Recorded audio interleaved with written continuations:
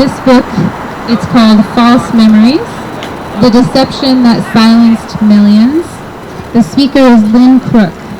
Now Lynn, she has led the consciousness battle, in my opinion. She's been a global leader of the consciousness battle about the concept of traumatic memory, the concept of holding one's parents or people accountable for their crimes and their injuries to children.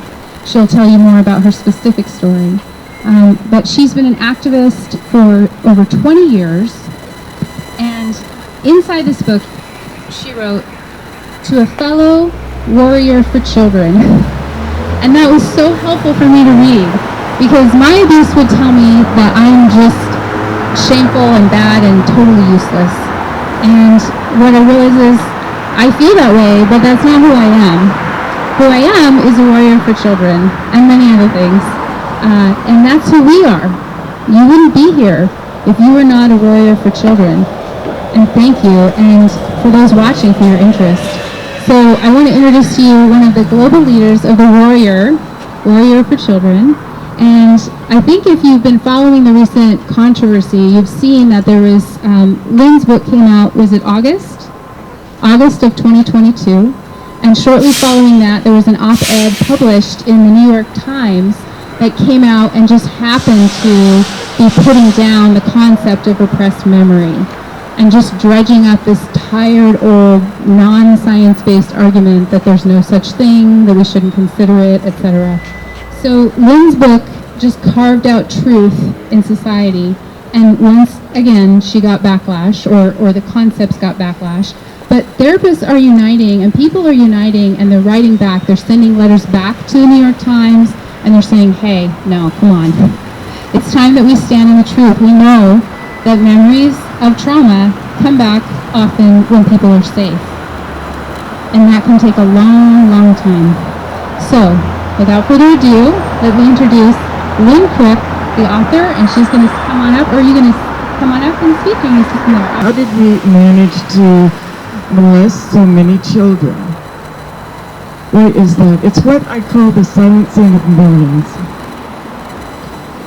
So when a perpetrator molests the children, a child, it tells her, if you tell, I have to kill your kitty. If you tell, they'll put you in the crazy house. That's what they told me. If you tell, they'll put you in jail. And I actually didn't know that from my brother. Okay?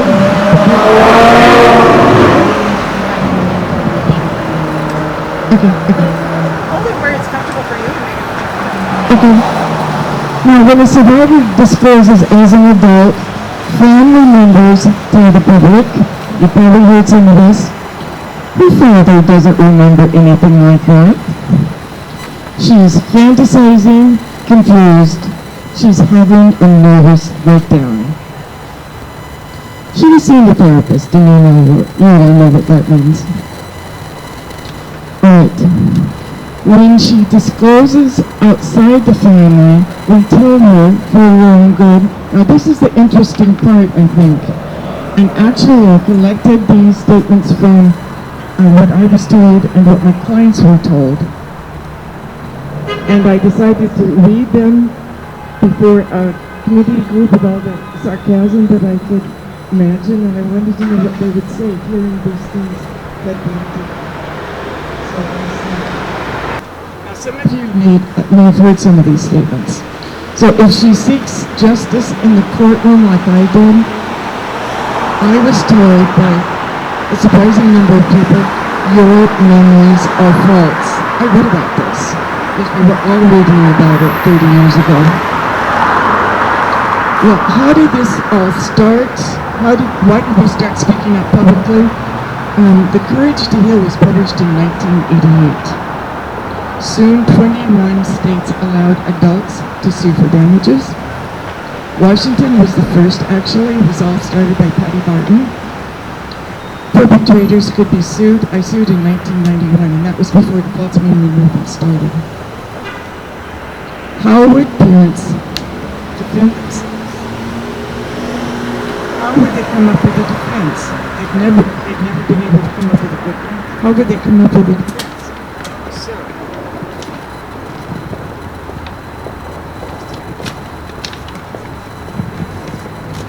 So, Elizabeth Loftus, have any of you ever heard of her? Yes. Okay, good. In 1991, Elizabeth Loftus tossed out some ideas to the media.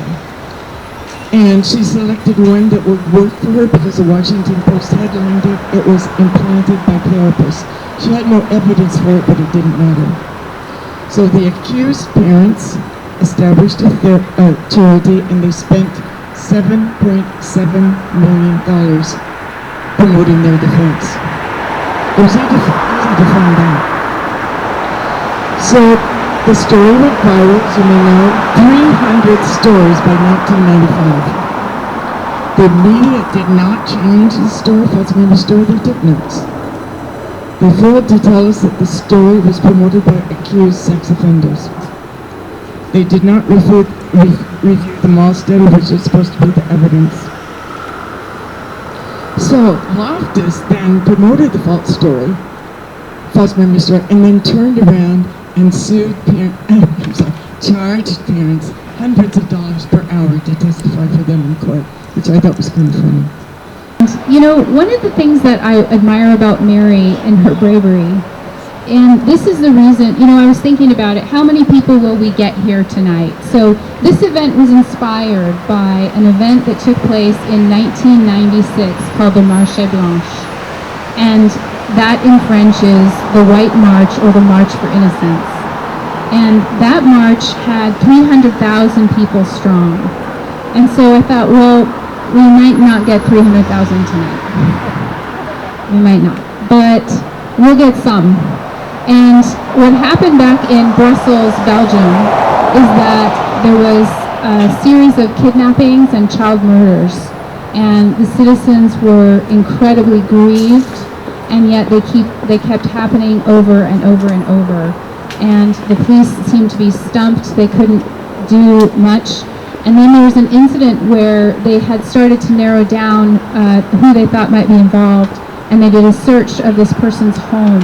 And it turned out, they found out later, there were 2 young girls who were trapped in a hidden kind of secret basement room in this house that the police had searched, but they didn't find them. And that and a series of other things that seemed like more than incompetence. It seemed like there was corruption that was going on. And yet when there was progress made to uncover the corruption, the people who were involved in making that progress were taken off the case. And so when people hit a point of just being outraged, they took to the streets. Now this was before the internet. And yet it was really just word of mouth. People they were at the boiling point. But it was a peaceful march. So instead of it, there being rioting in the streets, people came out and they wore white, and they brought white balloons. So we have these star balloons, and they said, "No more." Now there were firemen that were involved, and they turned their hose on government buildings in a symbol of washing off the corruption. And I have to say, I think we have some government buildings and other buildings around here that could use a washing off. Whoops! Whoops. Yeah, here comes the wind. Thank you. So,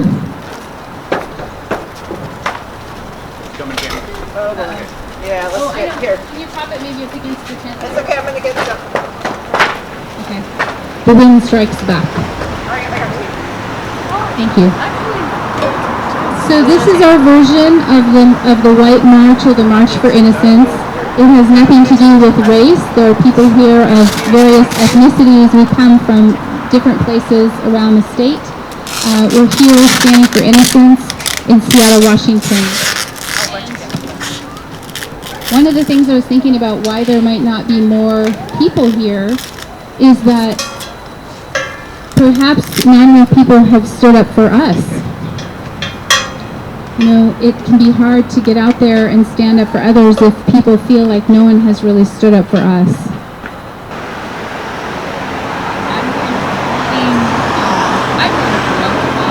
It's My Life Now, Essays by a Child Sex Trafficking Survivor, and it's coming out next week. Anyway, yes, this is one of the essays in the book. Most of my medical treatment, I was taking group health where my father's insurance from his job at Boeing paid for treatment. I was treated by Dr. D when I fell too often, or had yet another bladder infection. Somewhere out in the country, we stopped at a shack. A black man invited us in. He may have been one of Dr. D's patients, or he might have been someone my parents knew from their church connections. My parents used church connections to meet black people. Once inside, my father and Dr. D pulled out their guns. I saw two women standing by a table and chairs. My father tied the women to the chairs. Boards already painted white were taken out of the station wagon, and a cross was erected inside the shack. The man's arms and legs were strapped to it. There was a little girl who was exactly the same size as me. She was cute, with tiny braids all over her head. Her dress was clean and ironed. I remember thinking that someone must really love her. One gun was pointed at the little girl's head, and the other gun was pointed at my head. The man was told if he would pretend to die willingly, as Jesus did, the little girl's life would be spared. My mother held our 8mm camera. I knew that there were people who liked to see movies of murders because I'd already been made to lay motionless after beatings and pretend to die on camera. Apparently, people who like to see black men killed on crosses also like to see little white girls with their clothes off. I had to do things to the man while he was on the cross. As soon as the man took his last breath, my father shot the little girl in the head. The women screamed. I screamed. Dr. D and my father moved quickly, setting the shack on fire. My mother tried to grab my hand, but I did not want to leave with the bad people. I wanted to stay with the good people and die. I broke away from my mom, ran back into the shack. One of the women looked straight at me and said, "Little girl, go so you can grow up and tell what happened."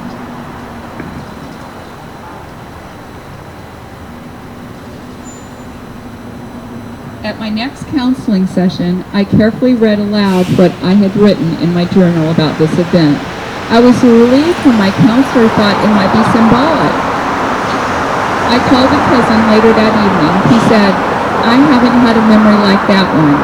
I breathed a sigh of relief. Then he said, "The black men I saw crucified had no family. They were homeless." For years after the memory surfaced, I was obsessed with trying to spur a murder investigation. My childhood home was in Federal Way, Washington. But I could have been taken. I fell asleep in the car. I could have been driven to a neighboring state or even Canada. I called police stations in Seattle, surrounding cities. Sometimes I was put on hold, but in the end, I was told that there simply was not enough evidence, not enough information for any type of investigation. There is no statute of limitations on murder, but you have to know the jurisdiction.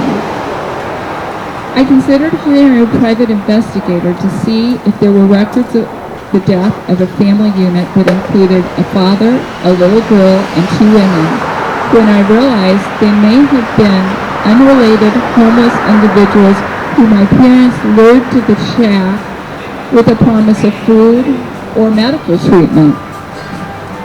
I recall the eyes of the man whose body I was forced to touch.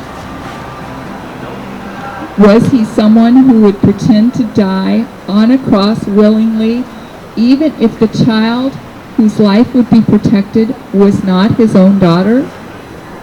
Was the woman with the kind voice not asking for a favor from me when she said, "Little girl, go so you can grow up and tell what happened"? It occurred to me all these years later that she was not beseeching me to tell her story. She did not want anything from me. She was using her dying breath to plead with me. But there is so much to discuss. I mean, the infrastructure that you experienced, it leads to here, and it doesn't just stop. I mean, it's permaculture. It's the permafrost that we stand on nowadays in our society, unfortunately. And the internet was the one thing that we had to open up our eyes, and now that we've seen it, now what do we do about it? How do we combat this? How do we have a society where children aren't hunted by the likes of Bill Gates and his minions, his henchmen, and it goes all the way down to the local establishment, school boards, and with their curriculum now repressing sexuality on children.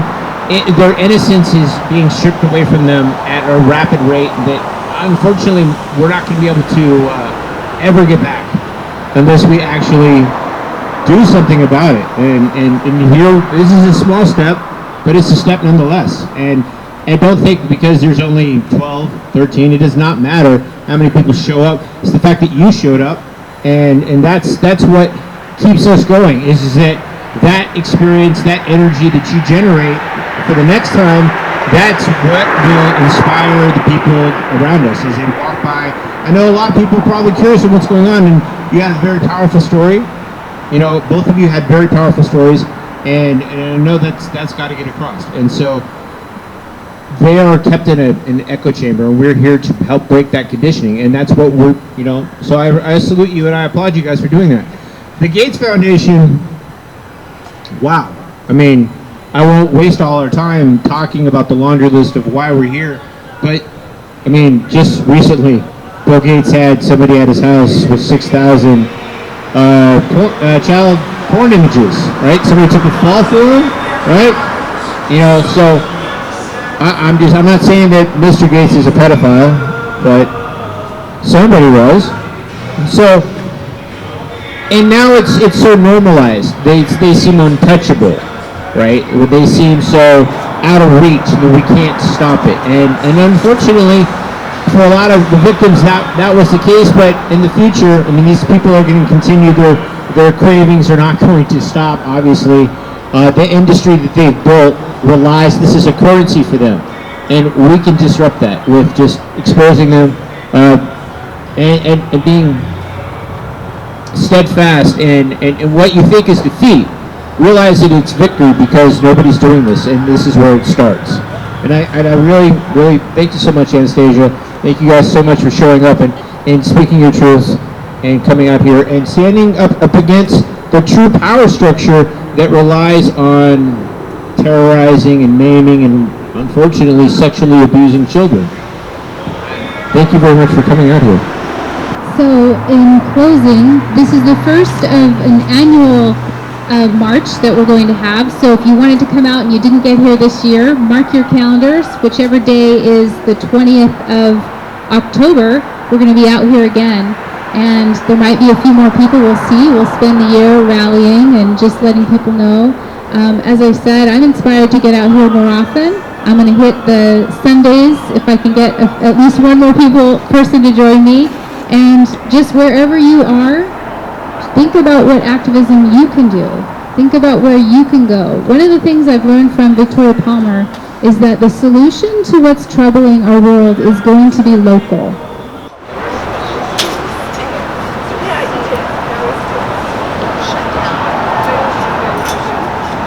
And the canopy stays on. Oh, is there a lot of Oh, yeah. Turn around. It's going to be my shirt. Hang on, I got it. That was Okay, bye. We're just going to dump this. If I can pay it. And I'm buying a book, so I'll bring you $10. I'll be right back. Okay, I think we got everything. You guys get ready to walk. We need people to, if anyone wants to carry the signs, you're welcome to.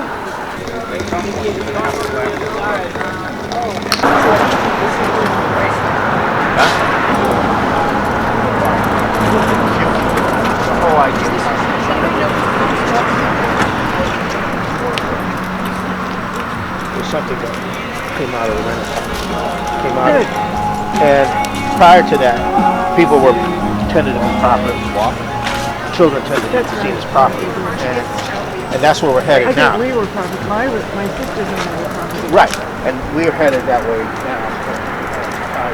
And so what's happening to the children is a reflection of a return to a kind of Roman kind of world, where everyone's property.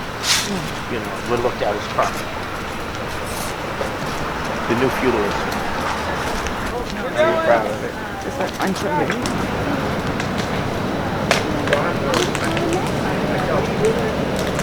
Well, it is interesting, Tommy. Vincent, you're doing your thing next week. Isn't it funny how it's coming up like right before Halloween when we take our kids out to freedom around it? God's plan. Yeah, exactly. And they're doing that vote on the vaccine like right now. So I think the time. Oh man, just like the CDC is voting on whether to recommend the vaccine for as immunization. Yeah. To add it to the children, the pediatric immunizations. Yeah. And it's like, these things keep creeping up on us. Like, it is time for Halloween. It's like.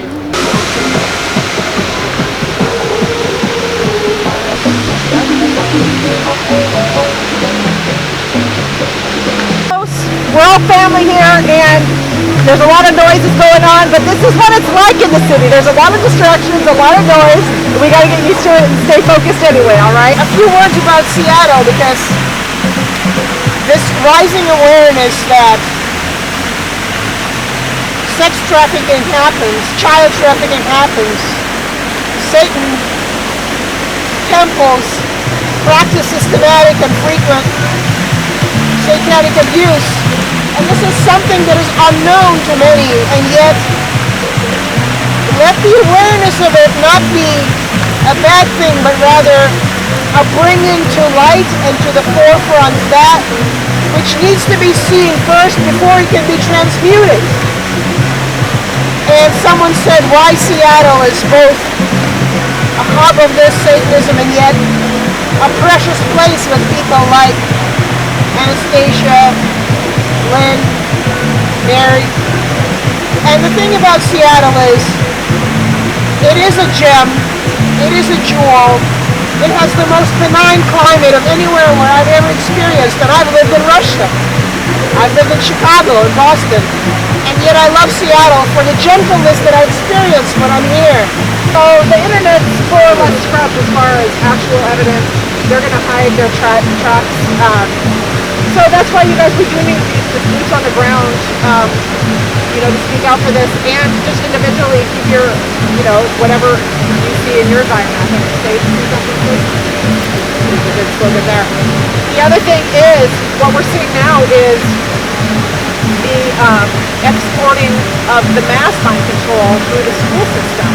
So that's where, the government is basically becoming the abuser. So that's more of where my activism has been, is against the mandates and against, helping the schools. But you know what? At every instance of abuse, whether it's mass mind control or traumatic-based mind control, you know who has to authorize this is the parents. The parents have to either give permission or somehow look the other way and ignore it. So that's what we can do to what's going on in the schools right now, is get the message out to parents to not accept this, whether it's masks, forced masking, forced vaccination, things like that. So it's about spreading awareness, getting the information out, bringing the community together, because they've separated us for so long with this pandemic and this COVID and all this stuff. And then they separate us with all these other issues, socially and culturally. And it's like, I've always said this, we can't come together as a people, no matter race, color, political affiliation, left, right, what have you, faith. We can't come together for these little babies, children. We're going to have a real problem in this country and in this world. So we have to set our differences aside, come together for the children, because there's real evil out there. And so what I'm doing, which again is just divine timing, next week on the 28th, I'm just sharing this information about coming together, as a community, share it with your friends and family or neighbors. And you don't, what I'm doing is we want people to come to the courthouse because they're involved. The judges, the court system, CPS is part of child trafficking. They're all involved, even in the medical system. So we want to come together in front of courthouses on the 28th, 6 o'clock. This is a worldwide video that we're spreading around the world because our group has people around the world. From Australia to UK to Ireland, Canada, everywhere. And we're just saying in everybody's local time zone, 6 p.m., October 28th, come together and we just want to do a basic prayer. It's like a Lord's Prayer. That's what we chose. And, you know, meet each other. Start talking to each other. And speak the truth about what's happening to our children. It's happening every day. There's many that are being rescued and saved. They're still in the system, and they're still working. You know, many great men and women around the world, including our country's military, our safety troops in these deep underground military bases in Ghana. That's where they traffic them. They traffic them over the sea in the shipping containers and vessels. So October 28th, 6 p.m. And I have some flyers here. If you can't make it to a courthouse, like we're going to be doing King County Courthouse right downtown here. If you can't make it here, you go locally or just wherever you're at. Just take that moment at 6 o'clock, say a prayer for the children and the great people who are saving them each and every day. If you like the flyers, I have some. I can hand them out to you. And that's all I really want to say. And if we can, I'd like to do the Lord's Prayer with you guys, if that's okay. Yeah. Can we do that? Yeah. Do it. All right. It's voluntary if people don't want to. Want to? Yeah, but that's what we're going to be doing. So I'll just start it off here. Our Father, who art in heaven, hallowed be thy name. Thy kingdom come, thy will be done, on earth as it is in heaven. And give us this day our daily bread, and forgive us for our trespasses, as we forgive those who trespass against us. Lead us not into temptation, but deliver us from evil. Thine is the kingdom, and the power, and the glory, forever and ever.